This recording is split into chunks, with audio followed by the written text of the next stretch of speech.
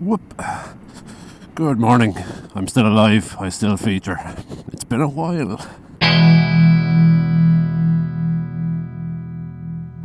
And I'm just hoping this rain holds off. For those of you not in Ireland, this February has just featured on and off rain. And by on and off, I mean it's either fucking full on or gone. And so it comes in 20-minute windows. And so I'm chancing my arm, as the video title might suggest. I'm going out to have a look at the Zero SRF. Now, I've been on the Zero DS since last July. I've put a couple of thousand kilometers on it, mostly short commutes.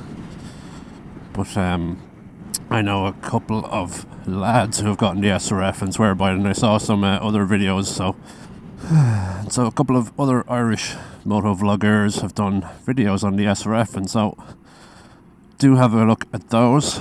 Gorilla Biker, who seems fairly new to the moto vloggers and is producing great content, did one, and I think Moto Dragon did one. Yeah, let's say Moto Dragon did one, and we'll edit it out and post if I'm wrong. And so I figured I'd go see what the fuss is about. As I say, every time I test ride a bike, I'm not thinking of buying it. And I genuinely am not. City uppie bikes for life. But I figured I'd see what it's about anyway. And I hear on the video leaks grapevine, which is probably not leaked or launched proper at this point, that they're doing a fared version, which might be a little more interesting if it was a little more city uppie. But nah, I'm generally just fucking wasting a Friday morning going out and seeing what an SRF is like. And so this morning I'm heading out to Franklin Motorcycles in North Dublin. That's where I got the DS. They're the Zero dealer in Ireland, and even outside of being the Zero dealer, they also have the Grumpy Bike Wizard Sound with Test Drives seal of approval, in that they'll just say, yeah, take the fucker out, and no hassle at all. So if you're thinking about electric, head on out. Right, Zero SRF. Let's see if I can even get me feet up. Oh yeah, just about. Yeah, definitely not a city uppie bike.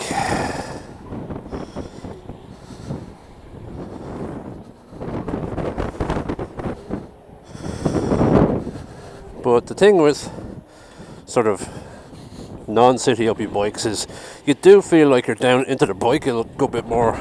You feel like you're part of the bike more so. And I do, what was it? I had a Neo 6 before that was like that, and I do miss that a little bit. Except the difference, immediately I can tell with between this Neo 6 is that this is very low centre of gravity compared to, a 600cc, not sports bike, but you know what I mean, naked or fared or whatever.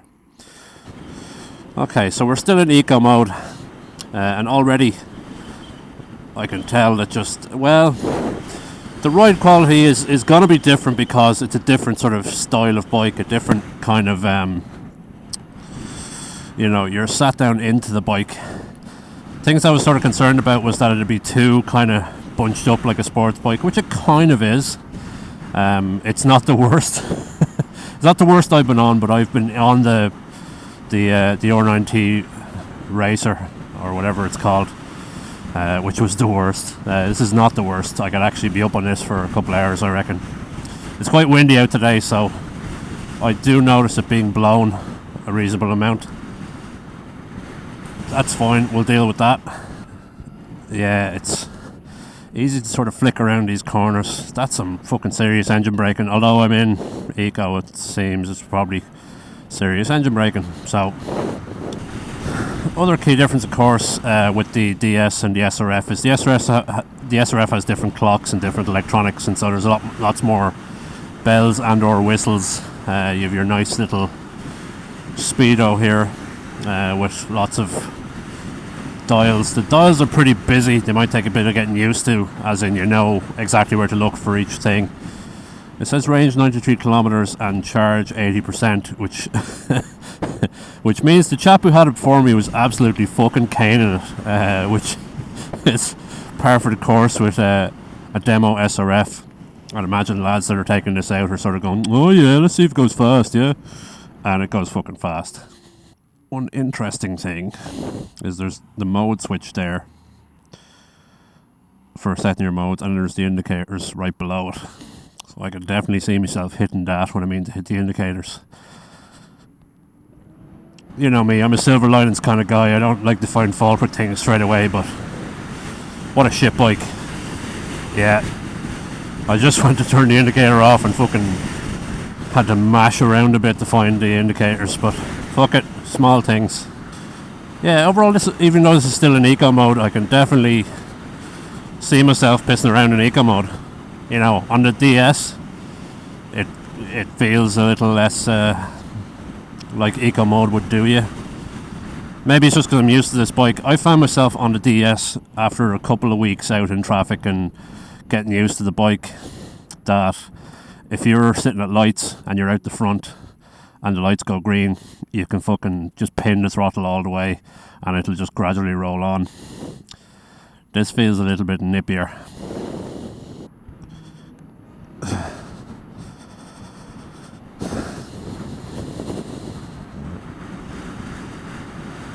Yeah. I'm not going to be pinning this in eco mode.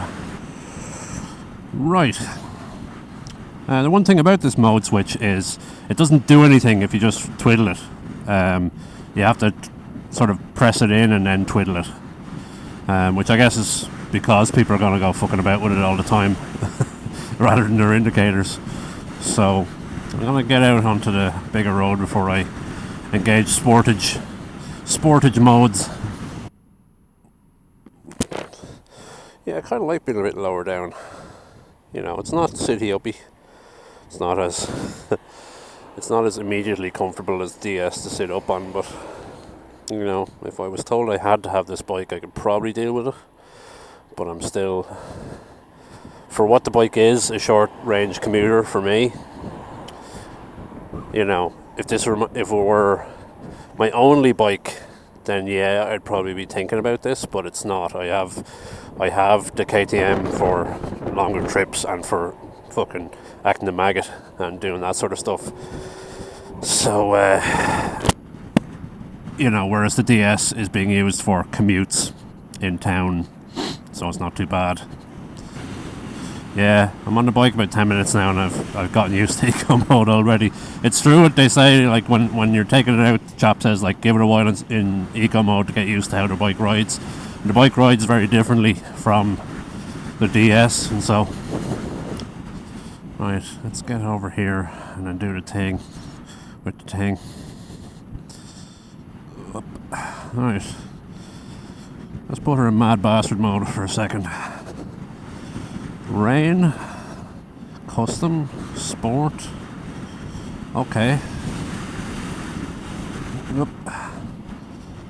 Sport. Close the throttle. Sport mode. Oh Jesus. Oh dear. Never getting tired of that. Just a fucking immediate change in response is fucking mad shit, isn't it? Whew. Right, so I was out on that for a solid 20 minutes, half an hour, and man, that's a different experience. Whoop. Brakes are certainly a lot better. Ask me how I know, just there. Yeah, I mean, not the bike for me, but I can certainly see the fantastic appeal. You know, if it was your only bike, or if you were riding at longer distances, or, you know, wanted something for full-time hooligan action, this is a class bike. It actually, just the fit and finish of it feels a lot more sports bike, super bikey than the DS. Some of the parts on the DS can feel a bit scootery, but this is definitely a bike. That's my conclusion. This is definitely a bike. I know it because of the speed. Have you heard about speed? Have you heard about it? Well, So there's enough videos out there of like just what the SRF is like coming off of a petrol bike, and so what the SRF is like coming off of a DS is, of course, noticeably more powerful. I mean, the pickup coming off of a standing start and just the pickup in sports mode is, yeah, noticeably more powerful. It's much more solid of a bike. It's probably a lot heavier, but there's a lot more bike. You're down into the bike rather than being sat on top of it. And I'm sure that bike journalists have some way of saying that isn't. You're sat into the bike, but it does feel like there's more bike under you. A lot of the switch gear feels a lot more substantial. Like this switch gear seems like it was repurposed from, fairly generic bike switch gear, but like the mode switch and everything like that. I mean, the one niggle with the mode switch is that, yeah, you could mistake it for your indicators, and I did once or twice, but that's one of those things you just get used to. As for, the difference I'm calling out is that the torque and pickup are still noticeably different from petrol bikes, or petrol bikes that I've ridden. So I think if you're going from a petrol bike to either of these bikes, you're going to notice, holy shit, I twist the throttle and it just fucking goes. But there is obviously a difference. It's a different kind of bike. It's for a different market. Yeah. As to whether it would be worth it for me to upgrade, nah. I'm actually okay with my city uppy pooty poot. I only use it for commuting and going around the place, and so it's not really worth it. But again, the SRS is coming out. And it's supposed to be a slightly better riding position. I was actually fine with the riding position on the SRF. Like, I expected it. Actually, I didn't know what I expected, but whenever you get up on a naked bike like that, that's sort of sports oriented, it could be the geometry of it could be grand, and it could be very, very stuffy depending on how you are with that. I'm a more well upholstered gentleman, so it's one of those things that's either a deal breaker or not, and it's not a deal breaker on the SRF. As I said, if I was told I had to, get an SRF, I'd be like, oh no. But I'd be fine with it, right? But again, am I going to upgrade? No. Maybe when the SRS comes out, I'll have a look and see what the story is. But I'm not hurting for an upgrade to this bike. It does everything I need it to do, which is commute and mess about. So that's the SRF coming from a DS owner. Not worth the upgrade, but a very fantastically nice bike. Alright, that'll have to do, is. See you in another couple of months. Good luck.